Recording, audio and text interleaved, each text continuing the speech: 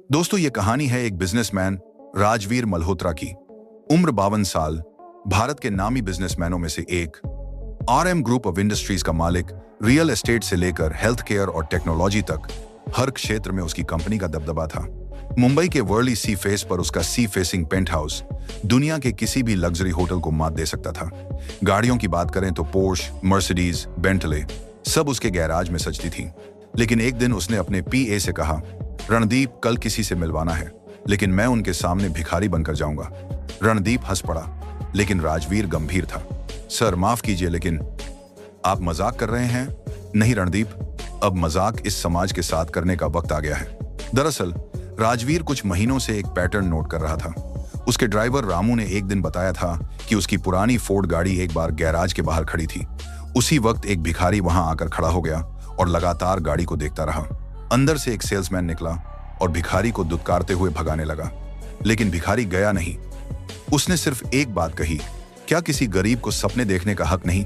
उस दिन के बाद राजवीर के दिमाग में एक बीज पड़ गया।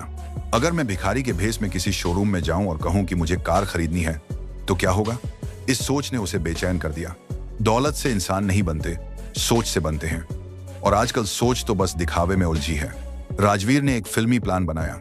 एक पूरा सप्ताह मुंबई के अलग अलग हाई एंड कार शोरूम में एक भिखारी बनकर जाएगा और देखेगा कि लोग उसे कैसे ट्रीट करते हैं। राजवीर ने खुद को एकदम साधारण भिखारी जैसा बना लिया।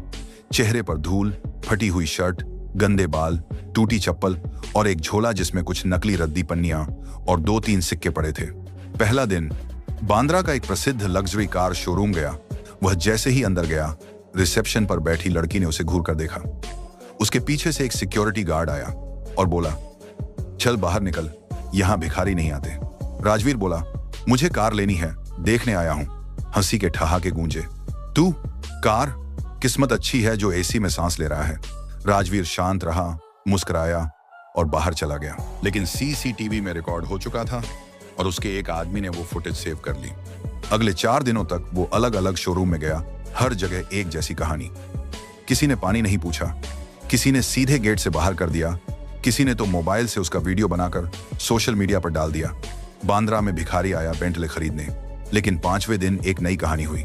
अंधेरी के एक छोटे लेकिन अच्छे शोरूम में एक नया मैनेजर था, 28 साल का आयुष सक्सेना। राजवीर वहां पहुंचा उसी भिखारी के रूप में। आयुष ने उसे देखा, मुस्कुराया और खुद उसके पास गया। नमस्ते अंकल, क्या मैं आपकी मदद कर सकता हूं? राजवीर बोलता है, हाँ बेटा, कार खरीदनी है। आयुष ने हंसते हुए पूछा, कैसी कार चाहिए? राजवीर रहा, बड़ी, जिसमें मैं बैठकर पूरी दुनिया को देख सकूं। आयुष मुस्कुराया, फिर तो SUV लेनी चाहिए, आइए मैं दिखाता हूं। राजवीर ने पहली बार अनुभव किया, कोई उसे उसकी शक्ल से नहीं, उसकी बातों से आंक रहा था। आयुष ने पूरा मॉडल समझाया, कीमत बताई, फाइनेंस के ऑप्शन तक दिए, बिना एक बार भी ताने या शक की नजर डाले। अंत में राजवीर ने कहा, मैं कल आकर पैसे दूंगा। आयुष ने सिर्फ इतना कहा, आपका स्वागत है अंकल।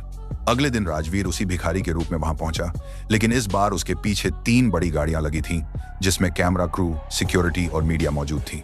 शोरूम के सामने पहुंचते ही वो गाड़ी से उतरा और वहीं कपड़े फाड़कर अंदर पहना हुआ सूट निकाला। सब के सब हैरान रह गए।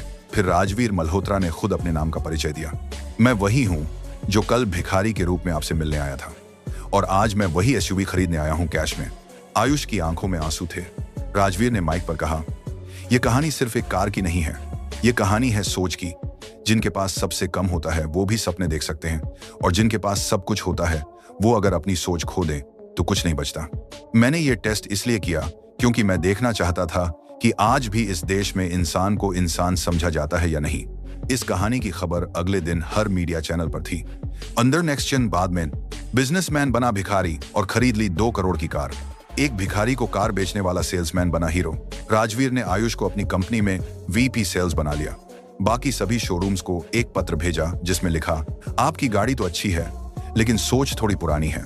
सोच बदलो, समाज बदलेगा। कहानी यहीं खत्म नहीं होती।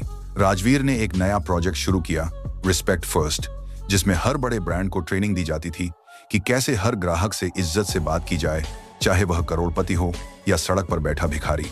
उसे अब पता चल चुका था, बैलेंस में नहीं, असल पूंजी इंसान की सोच में है, बैंक में नहीं।